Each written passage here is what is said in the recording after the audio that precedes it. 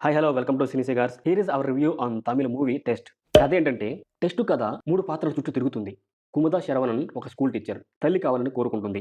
కానీ కుముద భర్త భారతదేశంలోనే బెస్ట్ సైంటిస్ట్ కావాలని కోరుకుంటాడు. కానీ అందుకోసం డబ్బు కావాల్సి ఉంటుంది. అలాగే ఫ్యామిలీ బాధ్యతలతో నలిగిపోతాడు. కుముద స్కూల్ మేట్ అర్జున్ అంటే సిద్ధార్థ్ భారతదేశం తరపున క్రికెట్ ఆడతాడు. క్రికెట్ అంటే అతనికి ప్రాణం. కానీ అతను ఫామ్‌లో లేకపోవడంతో క్రికెట్ కమిటీ అతన్ని జట్టు నుంచి తొలగించాలని భావిస్తుంది. ఇలాంటి వీళ్ళ లైఫ్‌లోకి బెట్టింగ్ సిండికేట్ ఎంట్రీ ఇస్తుంది. వీరి ముగ్గురి భవిష్యత్తు జరగబోయే మ్యాచ్ బెట్టింగ్ పైనే ఆధారపడి ఉంటుంది. మరోవైపు బెట్టింగ్ వ్యవహారం తెలుసుకున్న అధికారులు బెట్టింగ్ మాఫియా అంతు చుట్టడానికి సిద్ధమవుతుంది. మరి ఈ ముగ్గురు లైఫ్‌లోకి బెట్టింగ్ మాఫియా ఎలా ఎంట్రీ ఇచ్చింది? వీరికి క్రికెట్‌కి ఉన్న లింక్ ఏమిటి? చివరికి ఏం జరుగుతుంది అన్నది సినిమా చూసి తెలుసుకోవాలి. ఇక సినిమా ఎలా ఉందంటే, ఈ సినిమా మొదలైనప్పుడు టెస్ట్ మ్యాచ్ లాగా నెమ్మదిగా అనిపిస్తుంది. సాగదీసిన ఫీలింగ్ వస్తుంది. బహుశా దర్శకుడు ఈ సినిమాతో టెస్ట్ మ్యాచ్ అనుభూతిని ఇవ్వాలనుకున్నాడేమో. ఈ సినిమా రచన, దర్శకత్వం 2 కూడా చాలా బలహీనంగా ఉంటాయి. అందుకే జనాలు సినిమాతో కనెక్ట్ అవ్వడం కష్టం. ట్రైలర్ చూసిన తర్వాత కొందరు దీన్ని స్పోర్ట్స్ డ్రామా అని, మరికొందరు థ్రిల్లర్ అని అన్నారు. కానీ సినిమాలో థ్రిల్లు లేదు, స్పోర్ట్స్ డ్రామా కూడా లేదు. ఎడిటింగ్ మరింత షార్ప్‌గా ఉంటే బాగుండేది. 3 పాత్రలు ఒకదానితో ఒకటి ముడిపడి ఉన్న తీరుని నమ్మడం కష్టం. సినిమా రన్‌టైమ్ మరో సమస్య దీనికి. 2 గంటల 25 నిమిషాలు ఉన్నా కూడా ఈ సినిమా మన పేషెన్స్‌ని టెస్ట్ చేస్తూ ఉంటుంది. ఇక మాధవన్ మ్యాన్ ఆఫ్ ది మ్యాచ్‌గా నిలిచాడు. ఆయన నిస్సహాయ శాస్త్రవేత్త నుంచి